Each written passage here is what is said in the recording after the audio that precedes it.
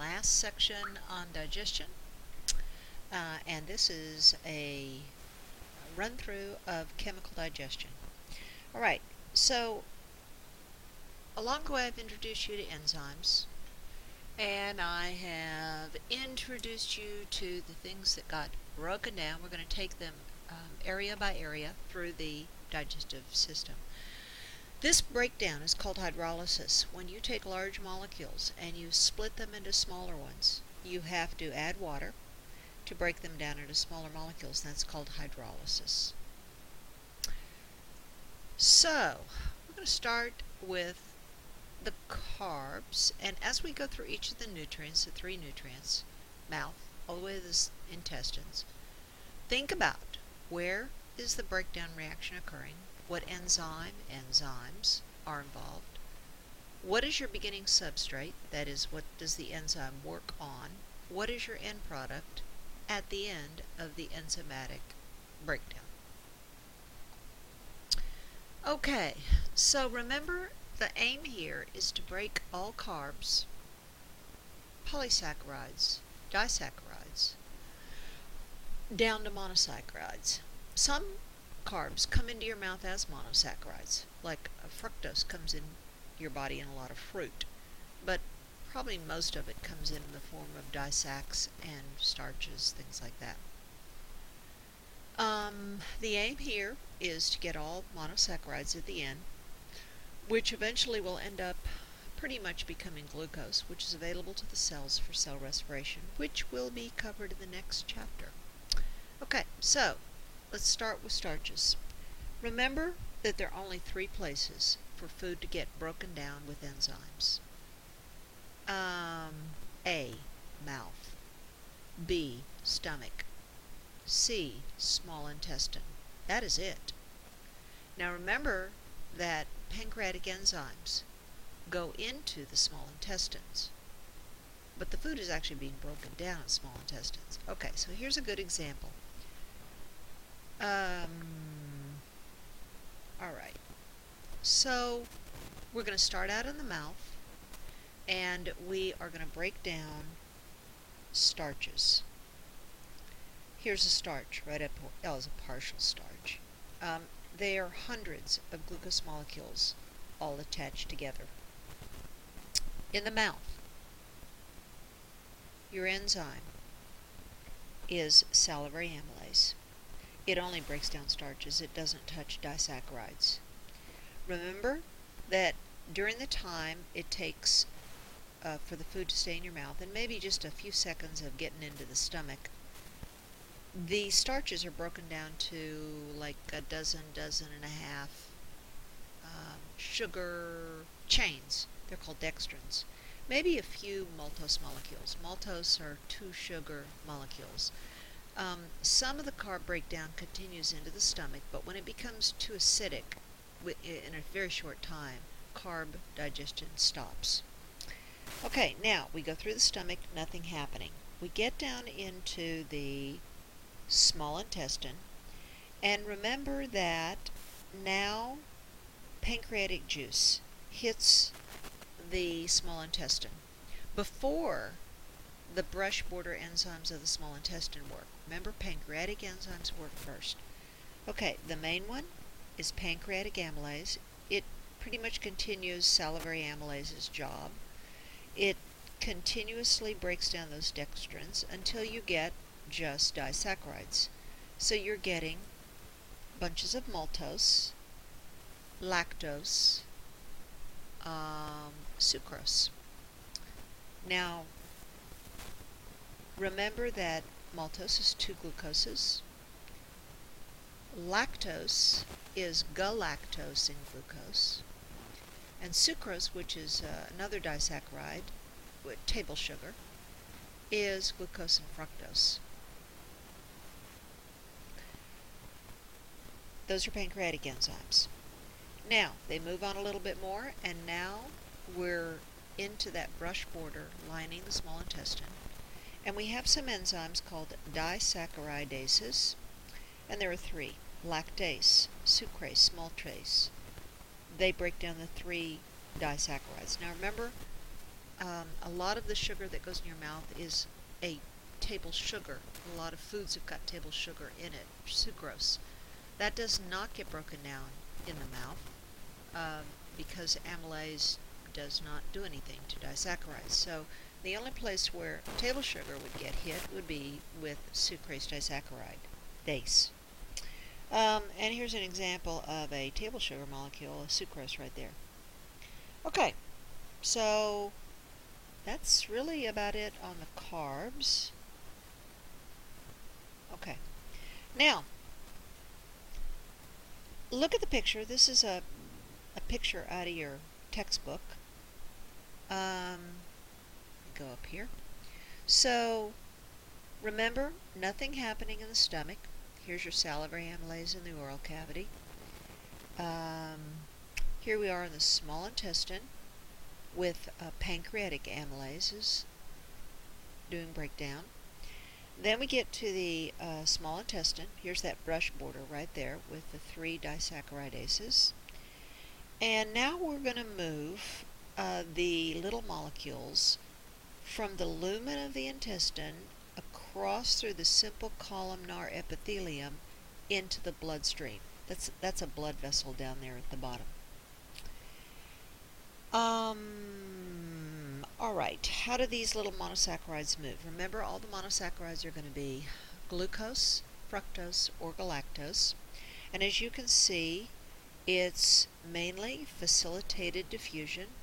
There's a lot of glucose does a co-transport with sodium, which means it holds sodium's hand and they move through a protein carrier together at the same time. Notice that most of the monosaccharides are glucose. Now, notice a problem. And the problem, let me make this smaller so you can see it better. The problem is lactose intolerance. There are a lot of people that do not have lactase enzyme, and they are called lactose intolerant. So what happens here, under normal conditions, you see normal here. Here are some monosaccharides there from lactose, glucose and galactose. Lactose is milk, sugar, dairy, all that. These things get absorbed and the water follows them, and here's fecal material down here and everything's fine and dandy. But in a lactose intolerant type of person, the lactose doesn't get broken down and it stays in the small intestine, and it then goes into the large intestine where the bacteria are hanging out. And bacteria love lactose, and they produce a lot of byproducts that are kind of nauseous and toxic, and that irritates the intestine and you get diarrhea. And because lactose is a sugar, it has osmotic pull, so it pulls water into the intestines, so you get bloating and you get diarrhea and blah blah blah. Okay, that's lactose intolerance. It's generally hereditary, and it's very often seen in people of Asian ancestry. Okay, proteins, a little bit more involved. Okay, remember your amino acids.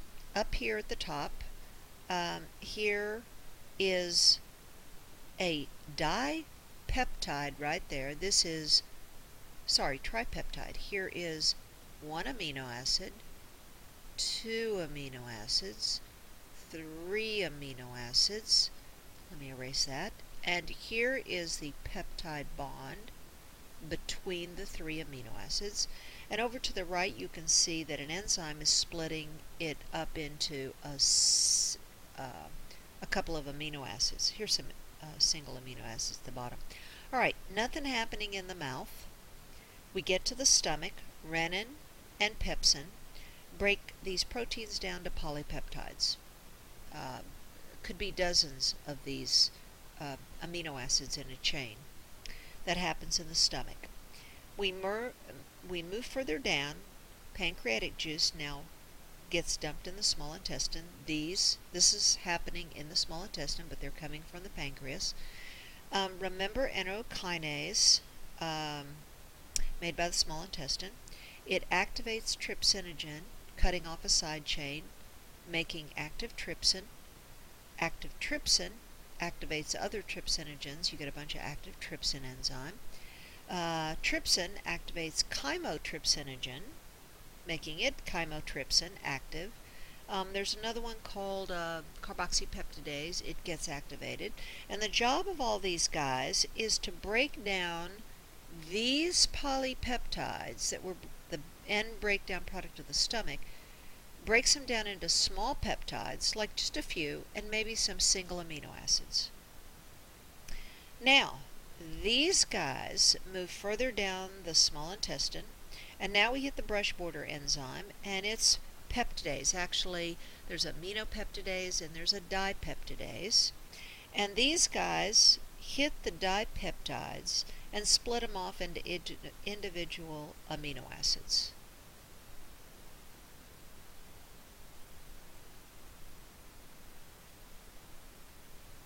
Okay, so again, here we go. Oops. Here are proteins. Nothing happening oral cavity. Happening in the stomach. There's your pepsin. We're going to get polypeptides here. At the end of the stomach they leave. They go into the small intestine. They hit pancreatic enzymes. Pancreatic enzymes right there. We get short little amino acids, little dipeptides, tripeptides, a little bit bigger. They hit the brush border. Here's that brush border of the small intestine, yellow cell. We end up with the enzymes called dipeptidases and aminopeptidases and such, and we end up with individual amino acids. Now these individual amino acids get moved in by facilitated diffusion, just like glucose mainly.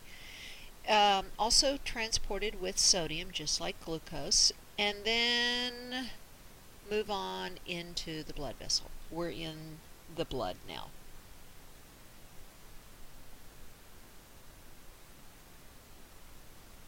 Okay, 3. This is a little bit more involved in a way. In one way it's easier because there's only one chemical reaction here. Remember lingual lipase. A little bit of it made in your mouth, but inconsequential. It gets down into the stomach, sometimes called gastric lipase. Same thing, actually. Maybe a little bit of breakdown of lipids, but again, not very consequential. The major enzyme to break down lipids is pancreatic lipase. It's happening in the small intestine. Remember, pancreatic enzymes get dumped there. It's a one-step breakdown to fatty acids and glycerol. Here's a triglyceride right there, at least forming anyway. There's your glycerol, little 3-carbon chain. Here's fatty acid 1, fatty acid 2, fatty acid 3, long carbon-carbon-carbon chains. You remove this water, boom. You remove this water out of there. You remove this water out of there. That forms a bond between the oxygen and carbon here, oxygen and carbon there, oxygen and carbon there. There's your triglycerol, sometimes called a triacylglyceride.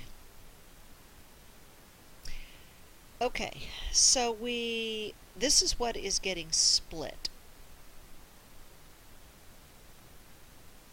Okay, now I mentioned that it's a little bit more involved than this, so let's go on. Whoops, more than I wanted to go. Okay, so it's moving on its own.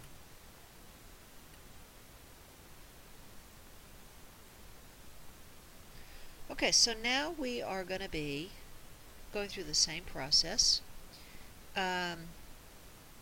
Let's go all the way down to the small intestine where, look right over there, pancreatic lipase and bile salts hits the lipids. Now, I should talk about bile salts.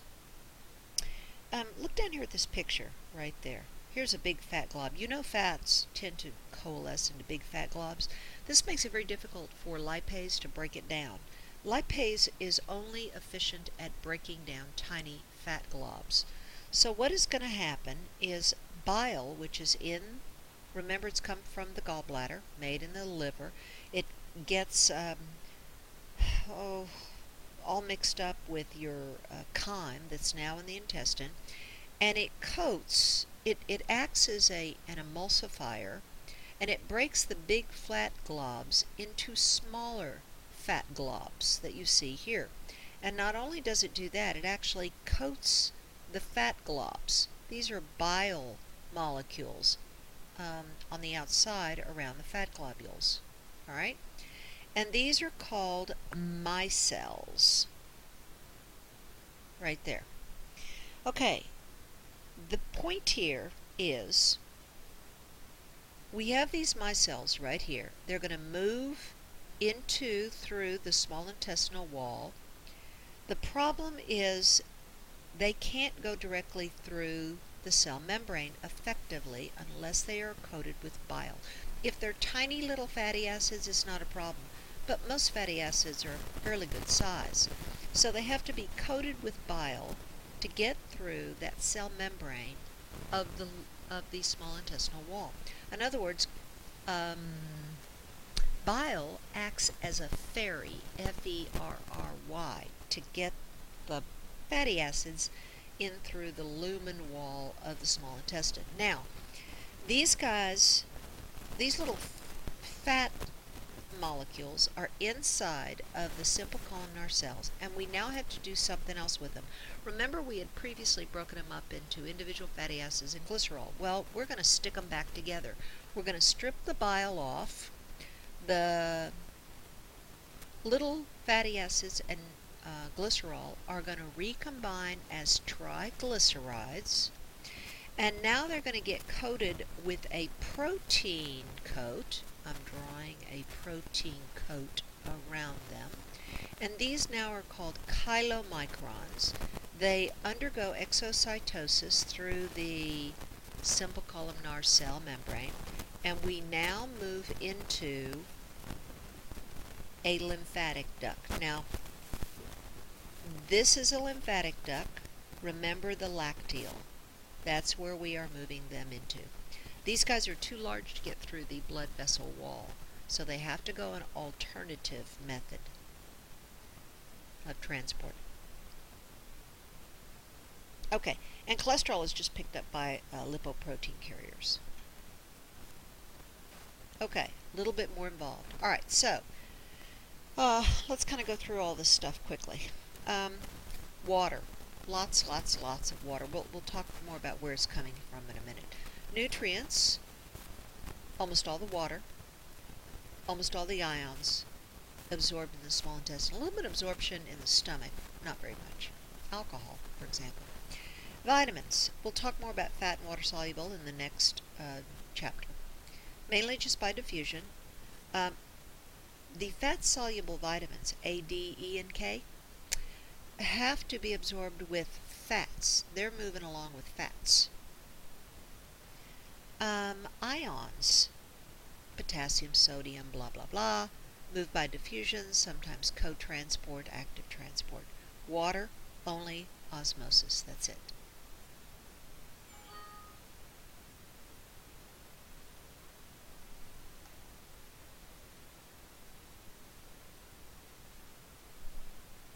Okay.